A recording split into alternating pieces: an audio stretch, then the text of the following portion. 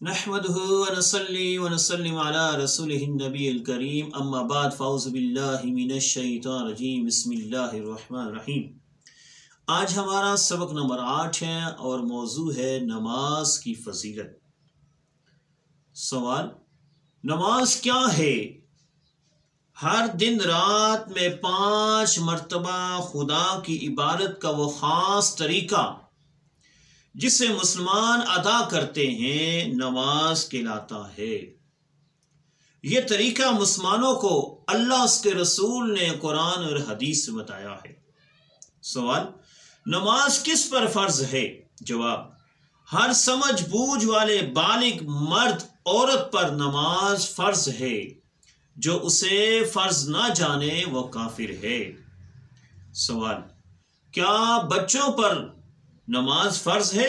جواب: نابالغ لڑکے اور لڑکی پر اگرچہ نماز فرض نہیں، مگر بچے کی جب عمر 7 سال کی ہو جائے تو اسے نماز پڑھنا سکھایا جائے، اور جب 10 برس کی ہو جائے تو اسے سختی کر کے نماز پڑھانا چاہیے۔ نماز کی کچھ فضیلتیں بیان کریں۔ اللہ تعالیٰ کے پیارے حبیب پاک صلی اللہ علیہ وسلم نے فرمایا کہ بندہ مسلمان جب اللہ تعالیٰ کے لیے نماز پڑھتا ہے تو اس کے گناہ ایسے گرتے ہیں جیسے پت جھڑ کے موسم میں درخت کے پتے، اور بندہ جب نماز کے لیے کھڑا ہوتا ہے تو اس کے لیے جنتوں کے سارے جنت کے سارے جتنے بھی دروازے ہیں کھول دیے جاتے ہیں۔ نماز جنت کی کنجی ہے، نماز دین کا ستون ہے۔ جس نے اسے قائم رکھا اس نے دین کو قائم رکھا، اور جس نے نماز کو چھوڑ دیا اس نے گویا دین کو ڈھا دیا۔ اور قرآن مجید میں ہے نماز آدمی کو بری باتوں سے، بے حیائی کے کاموں سے روکتی ہے۔ غرض نمازی آدمی اللہ اور اس کے رسول کا پیارا ہوتا ہے۔ جو نمازی ہوتا ہے اللہ تعالیٰ اس کے حبیب پاک اس سے محبت کرتے ہیں۔ اللہ کے نبی نے یہاں تک فرمایا قرۃ عین فی الصلاۃ، کہ میری آنکھوں کی ٹھنڈک جو ہے وہ نماز میں رکھی گئی ہے۔ اس کے رزق میں، کاروبار میں، عمر میں نماز پڑھنے والے کے برکت دی جاتی ہے۔ جو شخص نمازی ہوتا ہے اس کے کاروبار میں بھی برکت ہوتی ہے، عمر میں برکت ہوتی ہے، رزق میں اللہ تعالیٰ برکت عطا فرماتا ہے۔ سوال: جو شخص نماز نہ پڑھے وہ کیسا ہے؟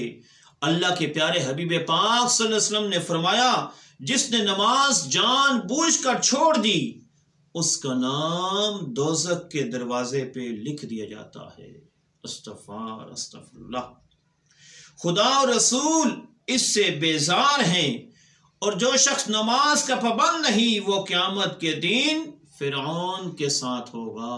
اللہ اکبر۔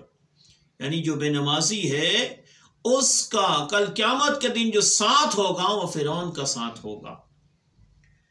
اس زمانے میں بے نمازی کی کیا سزا دی جائے؟ سوال ہے۔